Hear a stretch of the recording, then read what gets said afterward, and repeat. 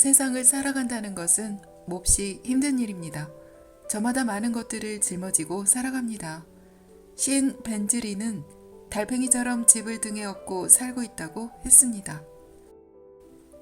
다시 말하면 우리의 마음이 수많은 것들로 이루어진 단단한 틀 속에 갇혀 있는 것입니다. 사는 것이 감옥살이 같습니다. 수갑과 족쇄를 차고 춤을 춥니다. 누구나 이 감옥에서 도망치고 싶어 족쇄를 풀 열쇠를 찾고 출구를 찾아 헤매고 있습니다. 세상을 살아간다는 것은 몹시 힘든 일입니다. 이런저런 문제들이 우리네 삶을 옭아매고 있습니다. 숱한 고민 속에서 몇 가지 답안을 찾아내기도 합니다. 하지만 그 답안이 몇 개이든 인생은 여전히 녹록지 않습니다. 아직도 우리는 고통의 바다 위에서 허우적거리고 있고 물결이 밀려오는 듯 수많은 문제들이 연달아 닥칩니다. 우리는 아직도 힘들고 피곤합니다.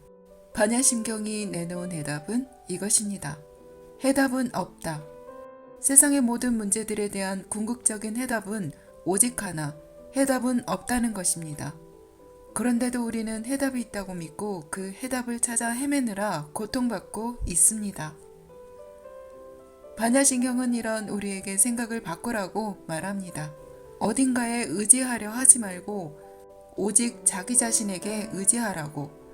바로 이 순간 마음을 차분히 가라앉히고 존재의 진정한 모습을 바라보라고 말입니다. 존재의 진정한 모습을 똑바로 볼 수 있어야만 문제를 근본적으로 해결할 수 있고 진정으로 마음이 평온을 찾을 수 있습니다.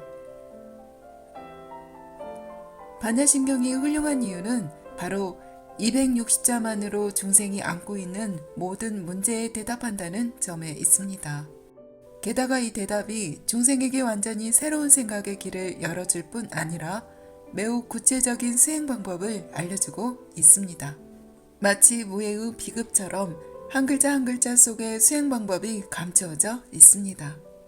우리처럼 평범한 사람들이 생활에서 문제를 맞닥뜨려야 할 때 반야심경이 어떻게 문제 해결에 도움을 줄 수 있을까요? 기본적인 방법은 바로 어지럽히는 것입니다. 반야심경 중 유명한 구절인 색즉시공이 바로 어지럽히는 것, 즉 우리에게 익숙한 질서를 순식간에 깨뜨리는 것입니다. 만질 수 있는 모든 사물, 우리가 추구하는 모든 사물이 이 한마디로 인해서 갑자기 의심스러워집니다. 공을 없다, 아무것도 없이 텅 비다 라는 일반적인 의미로 해석한다면 우리 머릿속에 깊게 자리 잡고 있는 인식이 뒤엎어집니다. 사물이 분명히 존재하는데 어떻게 없다고 할 수 있을까요? 아름다운 여인, 빛나는 명성이 버젓이 존재하는데 어떻게 아무것도 없이 텅 비어 있다고 할 수 있을까요? 깊이 들어가면 공을 없다, 텅 비다로 해석하는 것이 부처의 본래 뜻이 아님을 알 수 있습니다. 색즉시공의 공은 없다는 것도 존재하지 않는다는 것도 아닙니다. 사물이 그저 인연에 따라 만나고 인연에 따라 생겨나고 사라지는 것이어서 불변의 실체가 없다는 뜻입니다. 예를 들어 주식이 공이라고 하면 주식은 존재하지만 인연에 따라 모이는 존재라는 의미입니다. 부처는 모든 문제에 대해 특별한 관점에서 해답을 제시했습니다. 문제가 생기면 우리는 그 문제에 끌려가다가 점점 늪에 빠져 자유롭게 걸을 수 없게 됩니다. 당나라 때 협산선의 선사는 중생은 색만 보고 심은 보지 못한다고 말했습니다. 반야심경은 모든 문제를 심의 경지로 이끌어갑니다. 심의 경지에 도달하면 그저 마음 하나만 바꿀 뿐인데 모든 것이 달라집니다. 어떤 이가 벤록현단 선사에게 무상불이란 무엇입니까? 라고 묻자 해변의 돌사자다 라고 대답했습니다. 마음이 있다면 물 위에 있을 수도 있고 파도와 모래도 무섭지 않는 것이다 라고 말입니다. 쏙새 아무리 파도가 치고 진흙과 모래가 있어도 마음만 있다면 진흙 속에서 연꽃을 피울 수 있습니다. 하지만 또 어떤 이들은 어떻게 마음이 없을 수 있나요? 제 심장이 뛰고 있지 않습니까? 저는 분노나 기쁨을 느낄 수도 있습니다. 라고 반문할 것입니다. 그렇습니다. 심장이 쉬지 않고 뛰고 있습니다. 하지만 그것은 심이 아닙니다. 심장이라는 기관이 뛰고 있을 뿐입니다. 또 분노나 기쁨을 느낄 수 있지만 그것은 요심의 마음이 움직이는 것이 아니라 욕망이 불안하게 흔들리는 것입니다. 그렇다면 요심의 마음은 어디에 있을까요? 한산의 시 중에 이런 구절이 있습니다. 내 마음은 가을달 같고 푸른 연못은 띠없이 맑구나. 어느 것도 비교할 수 없는데 내 마음을 어떻게 말할 수 있을까? 내게 마음이 하나 있는데 가을 하늘의 밝은 달처럼 띠없이 맑아서 어떤 것으로도 비교할 수 없으니 그것에 대해 말하려고 해도 말할 수가 없다는 뜻입니다. 그러나 말할 수 없다고 해서 존재하지 않는 것은 아닙니다. 그 반대로 말할 수 없는 것이야말로 가장 심오한 존재이고 가장 강한 힘의 원천입니다. 세상은 변화하면서도 또 황량합니다. 가을달처럼 맑은 사람들의 마음이 황폐해지고 또 마음을 잃어버렸기 때문입니다. 자기 마음을 잃어버렸기 때문에 사람들은 자기 마음이 진정으로 바라는 것이 무엇인지 알지 못하고 진정으로 할 수 있는 것이 무엇인지도 모른 채 온종일 허영심에 가득 차 속세에서 말하는 성공과 행복을 쫓습니다. 하지만 그럴수록 점점 더 실패하고 불행해집니다. 운명은 스스로 만들어 나가는 것입니다. 종종 인생을 도박에 비유하곤 합니다. 인생은 정말로 도박과 같습니다. 우리는 갖가지 게임의 규칙 속에 매몰되어 어떻게 하면 게임에서 승리할 수 있을지를 골몰합니다. 게임에 파묻혀 있으면 늘 자기 패를 좋은 것으로 바꾸고 싶다거나 게임의 기교를 길러 상대를 이기고 싶다는 생각에 몰두하지만 대부분은 마지막에 빈털터리가 됩니다. 반야신경은 이른바 게임의 규칙, 더 나아가 이 세상 그 무엇도 당연한 것이 아니며 대부분은 우리 자신도 모르는 사이에 우리의 의식 속에 가라앉은 습성일 뿐임을 일깨워줍니다. 우리는 언제든 그것을 벗어날 수 있습니다. 우리가 그 속에 매몰되어 있음을 자각할 수 있다면 그것은 그저 환상일 뿐입니다. 또 반야신경은 말로는 표현하기 힘든 것을 우리에게 보여주고 있습니다. 바로 사실은 우리가 자기 운명을 결정한다는 점입니다. 현실이란 우리의 마음이 투사된 것입니다.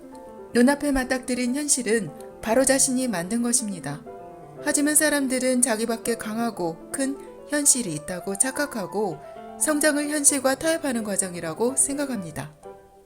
이런 착각이 번뇌에 사로잡힌 평범한 인생들을 수없이 만들어냅니다. 인생을 한바탕 도박에 비유한다면 우리가 자신의 패를 결정할 수는 없지만 이 도박이 우리 자신에게 무엇을 의미하는지는 스스로 결정할 수 있습니다. 인생에서 승패를 목적으로 삼는다면 우리가 만들어내는 현실은 전투가 되고 우리가 성공하는 방법을 배우는 데만 몰두한다면 끊임없이 실패의 고통을 겪게 될 것입니다. 반면 신미를 목적으로 한다면 우리가 만들어내는 현실은 놀이가 되고 한바탕의 도박도 그저 재미거리가 될 것입니다. 또 평정심을 목적으로 한다면 우리가 만들어내는 현실은 수행이 되고 도박은 우리에게 존재의 진정한 모습을 볼 수 있는 기회가 될 것입니다. 인생에는 정답이 없습니다. 단지 진정한 모습만이 있을 뿐입니다. 진정한 모습을 발견하기 위한 여정에 들어서야만 우리가 진정으로 자기 자신의 주인이 될 수 있고 승패의 올가미에서 벗어나고 고락의 순환을 뛰어넘어 평정한 바다로 나아갈 수 있습니다. 그래야만 성공을 위한 불변의 비결을 얻겠다거나 불변의 기쁨을 누리겠다는 헛된 생각을 갖지 않고 생명의 여정 속에서 생명과 존재의 진정한 모습을 깨닫게 될 것입니다. 또한 우리가 비로소 운명의 주인이 되어 무엇을 하든 즐거움을 누릴 수 있습니다. 가장 짧지만 인생의 지혜가 가득한 경전 반야신경은 관자재 보살이 사리자에게 어떻게 하면 오묘한 지혜를 이용해서 모든 고통에서 벗어날 수 있는지 들려주는 이야기를 담고 있습니다. 즉 바냐바라 밀다를 깊이 행하여 비추어 보고 지혜도 얻고 어둠도 얻게 된 후에 마지막으로 아제아제 바라아제 바라승아제라는 주문을 암송하는 것으로 끝납니다. 이것이 바로 고통을 벗어나 즐거움을 얻을 수 있는 방법입니다. 반야신경은 260자밖에 되지 않지만 600권에 달하는 바냐바라 밀경의 핵심을 응축해서 담고 있습니다. 반야신경은 깨달음을 얻고 최고의 지혜에 오를 수 있는 필수적인 방법이자 속세의 고통을 초월할 수 있는 근본적인 길입니다. 마음이 지쳤을 때 차분하게 앉아 반야신경을 베껴 쓰거나 조용히 반야신경을 읊어본다면 고통을 벗어나는 데 큰 도움이 될 것입니다. 반야신경은 가장 짧은 경전이지만 가장 실용적인 방법과 가장 오묘한 사상을 담고 있습니다. 260개 글자를 통해서 그 속에 숨겨진 의미를 깨닫고 실천한다면 개인으로서 도달할 수 있는 가장 심오하고도 궁극적인 자유를 얻을 수 있을 것입니다. 바로 자신이 가장 좋아하는 유형의 사람으로 변화하는 것입니다. 반야신경에서 진실한 인생의 지혜를 얻길 바랍니다. 읽기만 해도 마음이 단단해지는 마음공부 반야신경 책 낭독해보았습니다. 감사합니다.